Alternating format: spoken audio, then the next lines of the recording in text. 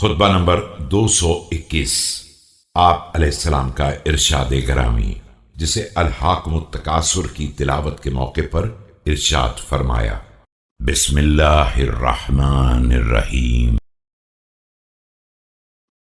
ألهاكم التكاثر حتى زرتم المقابر يا له مراما ما أبعده وزورا ما أغفله وخطرا ما أفضعه لقد استخلوا منهم أي مدكر وتناوشوهم من مكان بعيد۔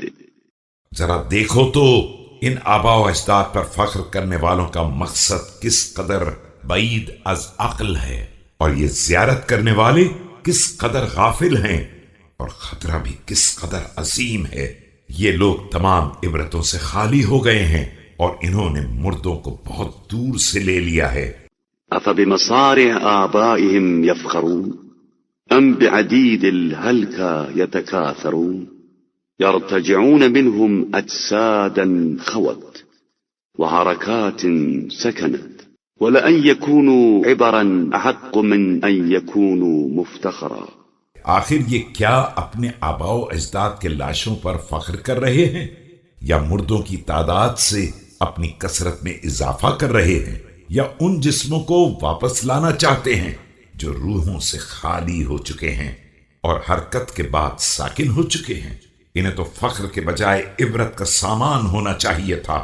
ولأن يهبطوا بهم جناب ذلة أحجى من أن يقوموا بهم مقام عزة لقد نظروا إليهم بأبصار العشوة وضربوا منهم في غمرة جهالة۔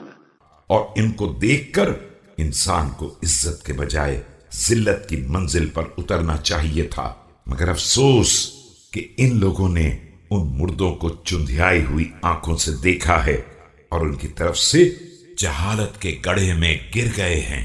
ولو استنتقوا عنهم عرصات تلك الديار الخاوية والربوع الخالية لقالت ذهبوا في الأرض ضلالا وذهبتم في أعقابهم جهالا تطؤون في هامهم۔